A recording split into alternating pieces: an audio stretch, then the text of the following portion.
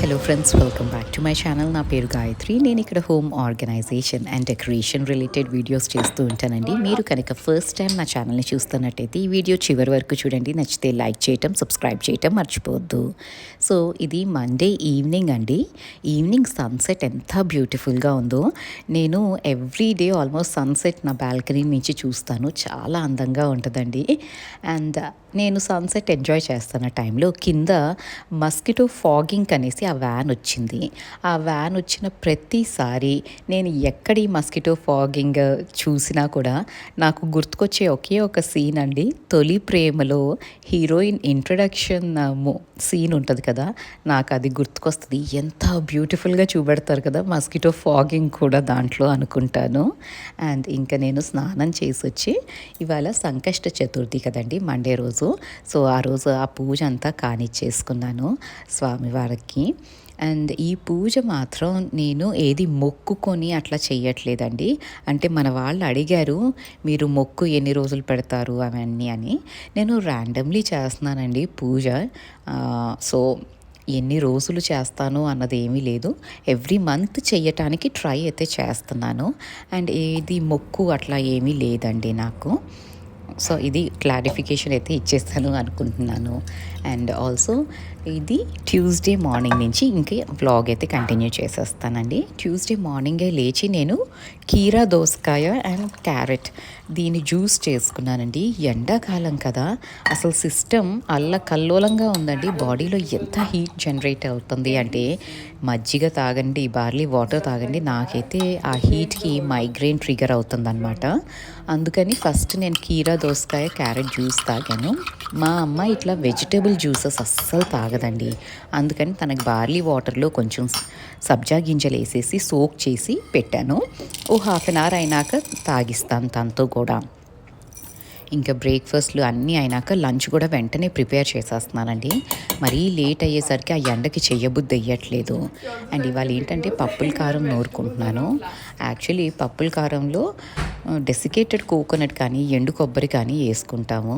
నా దగ్గర రెండూ లేవండి. అండ్ ఇప్పుడు కొనాలి, ఆర్డర్ చెయ్యాలి అన్న ఆ కోరిక కూడా లేదు.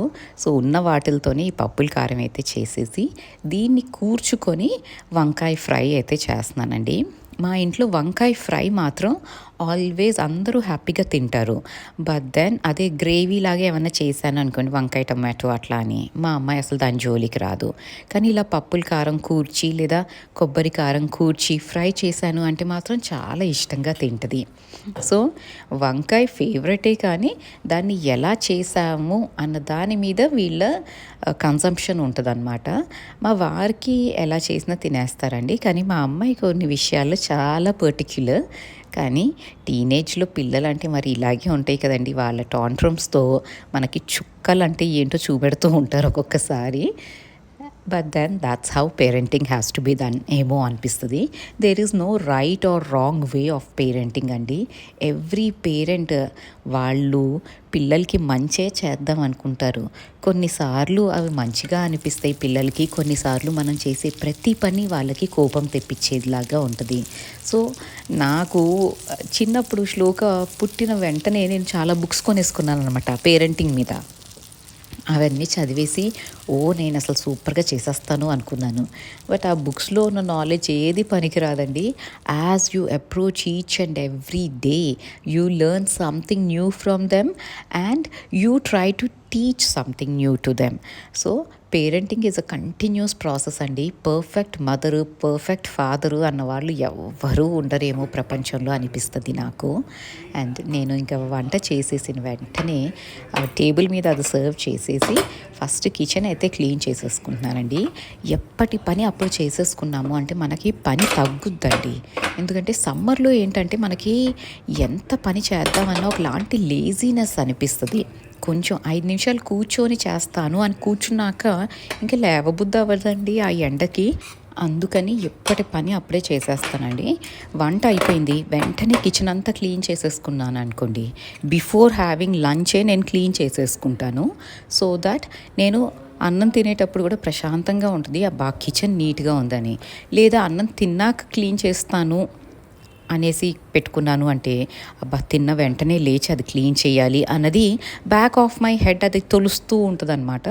అందుకని I just do as I finish. ఒక వర్క్ అయిపోయినాక అక్కడ cleaning has to be done.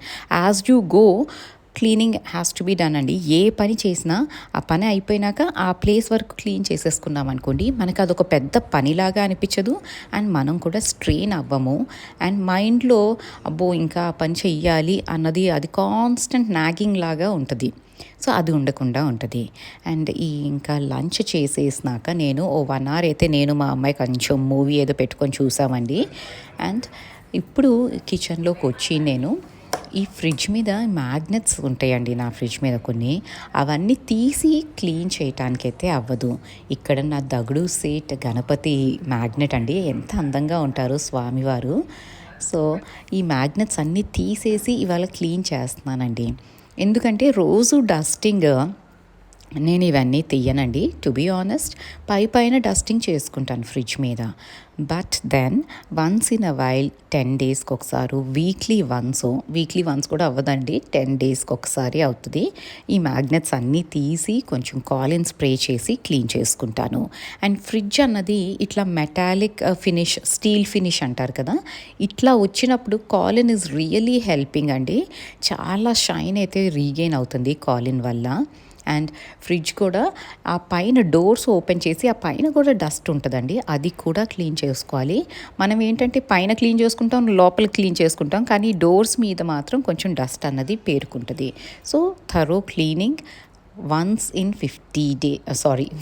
10 days అట్లా చేస్తూ ఉంటాను. అండ్ చాలామంది చెప్తూ ఉంటారండి క్లీనింగ్ రొటీన్ ఒకటి పెట్టుకొని దాన్ని ఫాలో అవ్వాలి, రెగ్యులర్లీ అది ఫాలో అవుతే మీ ఇల్లు నీట్గా ఉంటుంది అని. It's not only about the house కదండి, లైఫ్ అన్నది మనకి చాలా పనులు ఉంటాయి.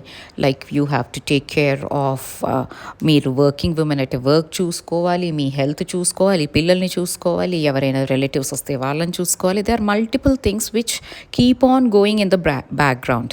సో ఒకటే రొటీన్ పెట్టుకుని దాని ప్రకారమే వెళ్ళాలి అంటే నెక్స్ట్ ఇంపాసిబుల్ అని నేను అనుకుంటానండి. అండ్ నాకేంటంటే ప్రాబ్లమ్, ఇంత పని చేయాలి అని రాసుకున్నాను అనుకోండి, and I stick my routine somewhere. So దాన్ని చూసి నాకు యాంగ్జైటీ వస్తుంది, ఓ నాయనో ఇంత పని చెయ్యాలా అనేసి. And then I will never do the work అండి. నాకు ఆ లిస్ట్ అక్కడ కంటి ముందు కనిపిస్తే ఇంత పని చెయ్యాలా, నేను అసలు చేయటం మానేసి కూర్చుంటాను లేజీగా. సో ఒక్కొక్కళ్ళకి ఒక్కొక్కలాగా ట్యూన్ అయ్యి ఉంటాం కదా సైకలాజికలీ. నేను రొటీన్ లేకుండా జస్ట్ పని చేస్తూ ఉంటాను, మురికి కనిపించింది క్లీన్ చేస్తూ ఉంటాను, ఆర్ ఇంకొక వర్క్ చేస్తూ ఉంటాను. I don't have a set routine. ఎందుకు క్లియర్గా చెప్తాను అంటే, మన వాళ్ళు కొందరు అడుగుతున్నారు మీ క్లీనింగ్ రొటీన్ సరిగ్గా చూపెట్టండి అని. ర్యాండమ్లీ చేస్తానండి నేను. క్లీనింగ్ రొటీన్ అన్నది రాసుకొని పేపర్ మీద చెయ్యటం అన్నది ఫీజబుల్ నాకే కాదు, ఏ ఇన్ఫ్లుయెన్సర్ మీకు చెప్తున్నా కూడా అది చెప్పటానికి చెప్తారేమో కానీ ఎవ్వరూ ఒక రొటీన్ ఫాలో అవ్వలేరండి. మన లైఫే రెగ్యులర్గా ఇవాళ ఉన్నట్టు రేపు ఉండదు, రేపు ఉన్నట్టు ఎల్లుండి ఉండదు. They are multiple changes, sudden surprises వస్తాయి లైఫ్లో. అలాంటప్పుడు రొటీన్ ఎక్కడ ఫాలో అవుతాం చెప్పండి. సో నేను రొటీన్ ఫాలో అవ్వనండి. ఎక్కడ మురికి కనిపిస్తే అక్కడ టార్గెట్ చేస్తాను. ఎస్, బేసిక్ క్లీనింగ్ అన్నది ఏంటి అంటే, మా హౌస్ హెల్ప్ వచ్చే ముందే ఆ డస్ట్ పట్టుకుపోతాయి కదా, sofas, centre tables, TV cabinet, అది మాత్రం ఎవ్రీడే క్లీన్ చేసుకోవటానికి ట్రై చేస్తాను. అది పొద్దున్నే అయినా అవ్వచ్చు, మధ్యాహ్నం అయినా అవ్వచ్చు, ఈవినింగ్ అయినా అవ్వచ్చు. There is no set routine. And ఇవాళ ఫ్రిడ్జ్ క్లీన్ చేస్తుంటే ఈ ప్లాంట్ మీద డస్ట్ కనిపించిందండి. సో ఈ ప్లాంట్ని కొంచెం ఆ క్లాత్ని వెట్ చేసుకొని దాంతో క్లీన్ చేసేస్తున్నాను. అదే నేను అన్ని ప్లాంట్స్ అన్నీ ఒకరోజు పెట్టుకున్నాను అన్నాను అనుకోండి, it will not work out for me. And ఈ ప్లాంట్ మాత్రం మురిగ్గానే ఉంటుంది. సో ఎప్పుడు ఎక్కడ డస్ట్ కనిపిస్తే అక్కడ టార్గెట్ చేసేది. Simple way to do your work is, మురికి కనిపించిందా టార్గెట్ చేసి అక్కడ వరకు క్లీన్ చేసేసుకోండి, ఆ ప్లేస్ నీట్ అయిపోతుంది కదా. సో ఇలా అయితే నేను చేస్తానండి. ఇది మరి సెన్సిబులో కాదో అయితే నాకు తెలియదు, కానీ నాకైతే వర్కౌట్ అవుతుందండి. అందుకని నేను ఇదే ఫాలో అవుతాను. అండ్ ఈ పని చేసేసి ఇంకొంచెం కాఫీ అయితే పెట్టుకున్నానండి. ఎండ అని ఫీల్ అవుతాను, కానీ కాఫీ దగ్గరకు వచ్చేసరికి మాత్రం అస్సలు మొహమాట పడకుండా కాఫీ అయితే తాగేస్తాను ఏసీ ఆన్ చేసుకొని మరి. సో ఎవరి పిచ్చి వాళ్ళకి ఆనందం అండి. అందుకనే నేను నా పిచ్చితో హ్యాపీగా సాటిస్ఫైడ్గా ఉంటాను. అండ్ ఇంకా కాఫీ తాగి కొంచెం బ్రైట్గానే ఉందండి. 5:30 5:45 అయినా కూడా ఎండ చూడండి ఈసారి ఎట్లా ఉందో. సో ఇంకా మెల్లిగా వాకింగ్కి అయితే స్టార్ట్ అయిపోయాను. అప్పుడప్పుడు చేస్తున్నాను, అప్పుడప్పుడు చెయ్యట్లేదండి ఎండలకి వాకింగ్ అయితే. అండ్ మీకు ఈ వీడియో కనుక నచ్చితే ప్లీజ్ అండి లైక్ చేయండి, సబ్స్క్రైబ్ చేయండి అండ్ మీ ఫ్యామిలీ అండ్ ఫ్రెండ్స్తో షేర్ చేసుకోవటం మర్చిపోవద్దు. Thank you so much for watching this video. You have a great day. Thank you.